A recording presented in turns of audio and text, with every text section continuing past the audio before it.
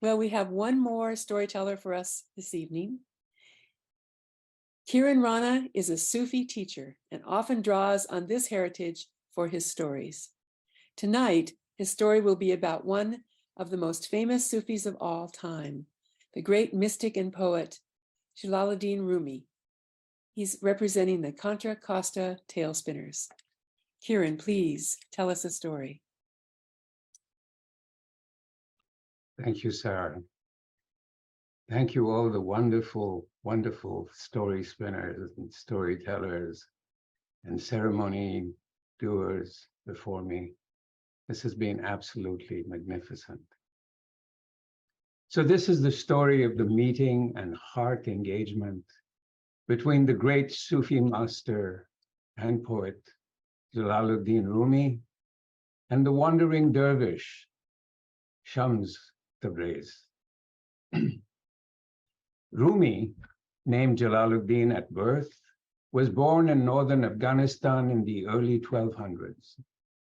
His father, Bahauddin, was a respected theologian and Sufi teacher. When Rumi was 15, and by the way, that's almost exactly 800 years ago, his family moved to central Turkey, to a town now called Konya. The wise father and brilliant son attracted many students and companions, and a community built up around them. Well, one day, Bahauddin died, as humans do. And the young magnetic Jelaluddin naturally stepped into his place and soon became a local celebrity, a splendid teacher, a master of religious ceremonies and sometimes of mysteries. People, especially younger people, followed him and hung on his words, hoping for wisdom and grace. Meanwhile, elsewhere, in another part of that time world, in a town called Tabriz, a restless, austere, holy man, who on the inside was a master mystic, was looking for a true companion.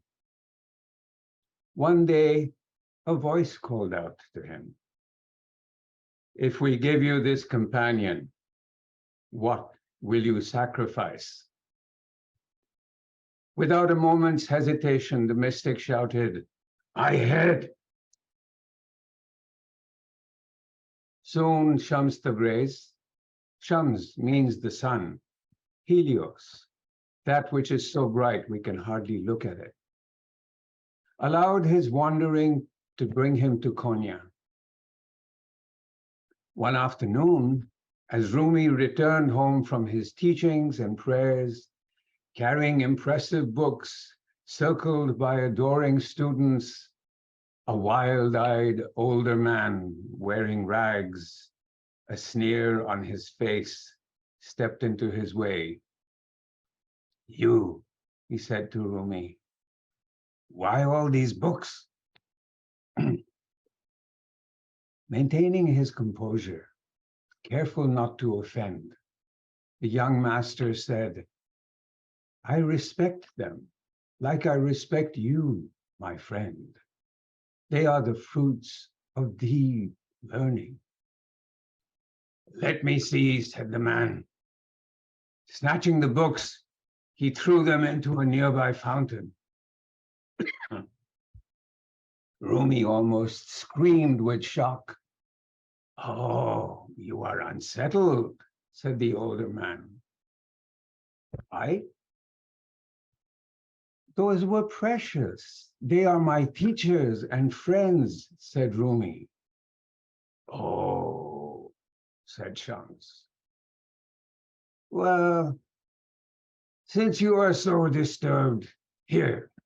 And he jumped into the fountain and pulled out the books, which were dry, like him, and undamaged. "Happy?"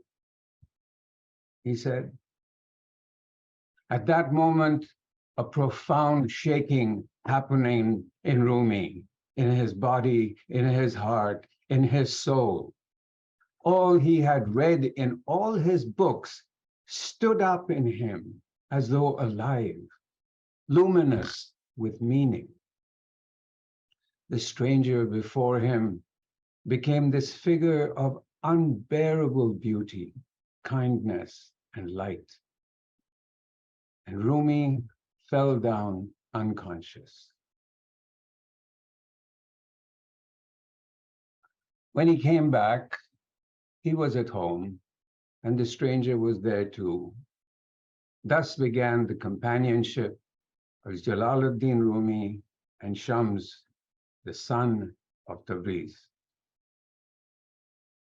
Strangely, Jalaluddin felt an attraction to the stranger, which showed up in him as emptiness and hunger, a hunger that could only be satisfied by meeting Shams deeply, opening to his staggering depth of spirit, drinking from his being and essence.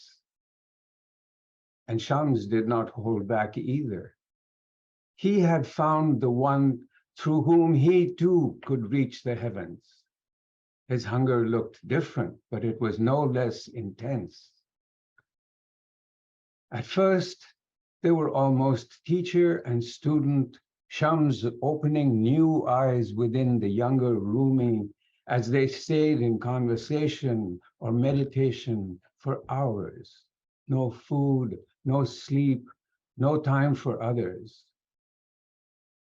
People in the home began to worry and knock on the door and ask after Rumi's health and well-being. They were all turned away with politeness or indifference or silence. But Rumi's students were shocked and irritated and then angry. How could this rough-spoken vagrant take all their beloved teacher's time? They had offered loyalty to Rumi.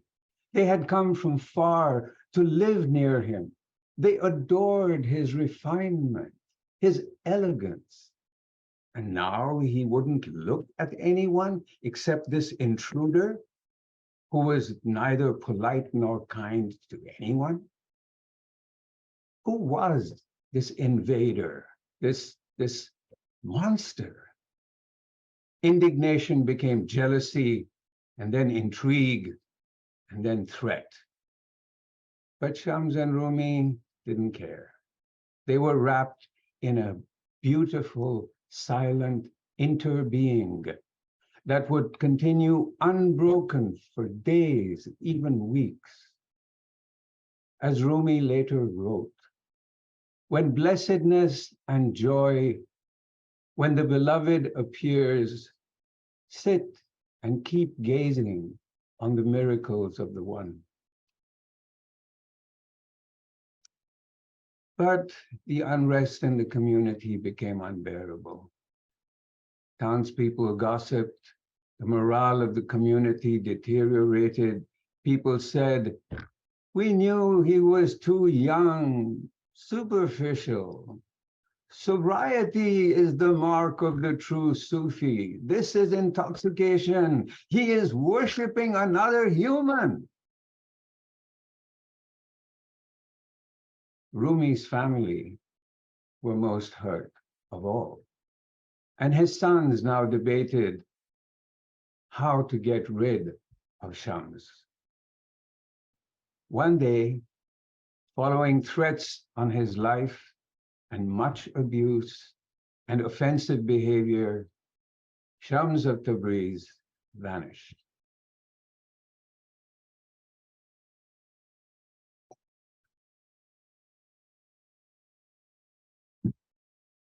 Bereft, stricken, Rumi wandered in a daze, asking the one, "What have I done wrong?" He sent messengers to other teachers. He sent his sons to distant cities where he heard that Shams had been seen. Finally, after months, someone found Shams in Damascus and pleaded with him to return. Soon, the beloved friends were united again. Now the relationship was different, little more equal. The grieving and half-crazy searching of the first separation had given Rumi an experience of the emptiness that he could share with Shams. Now the friends would sit side by side in silence for hours, in deep communion. The days and nights of isolation from the entire world beyond, where the students, family, a world at war, a world at peace, that isolation from teaching and guidance, earning and learning, that continued. And soon, very soon, the rage that it created reappeared stronger than ever. And now there was real hatred. Plots were being hatched. One day, someone called Shams to a back door of the house, asking him to step outside for a moment. He stepped out for a moment and was not seen again. Jelaluddin fell into despair. Days and weeks passed, no news of his friend. Gradually, an understanding took hold. No one had seen him leave. No one knew where he was. He was truly gone. Perhaps captured and imprisoned, perhaps possible in exile somewhere, most likely killed. That silent emptiness that Shams had shown Rumi, which is also the pain that splits open the heart, now struck deeper than ever. In an agony of loss, Rumi turned to ask the stars and the skies, where is he?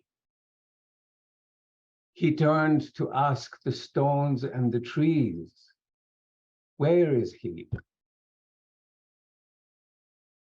He turned to mountains and clouds, asking,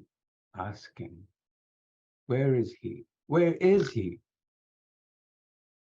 Hour after hour he turned, till his turning became one with the turning of the earth on its axis, became one with the turning of the moon around the earth and the turning of the earth around the sun. Lost in sorrow, pain etched on his face, Rumi turned and turned.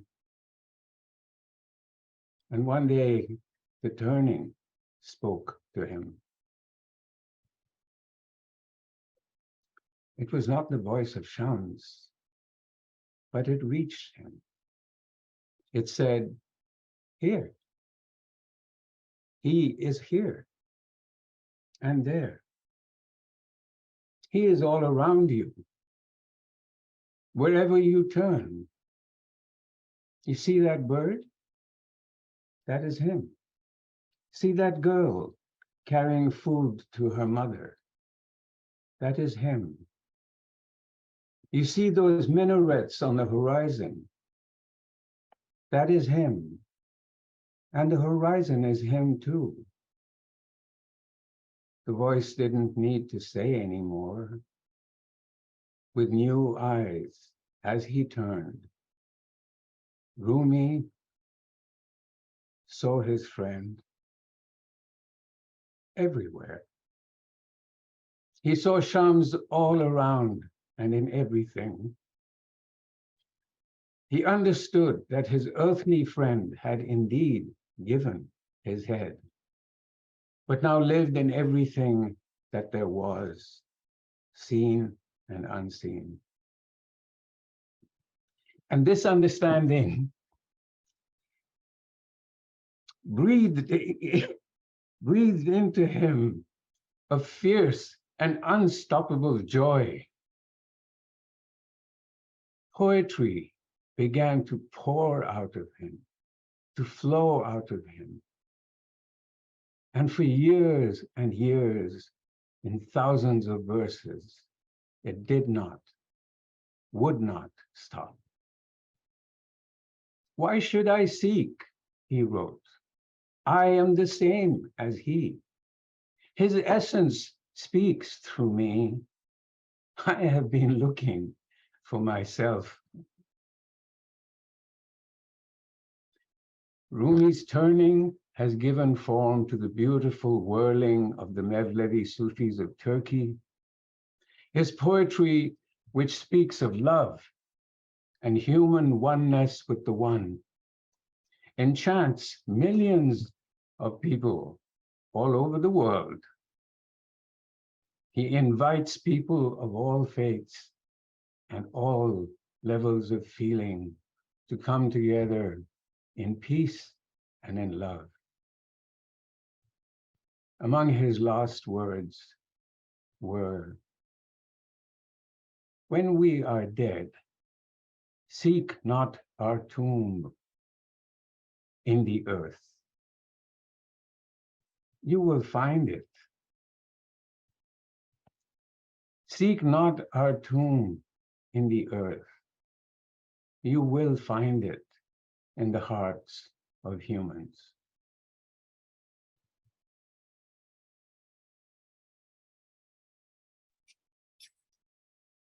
Oh, Kiran, thank you for this teaching. Thank you for this story.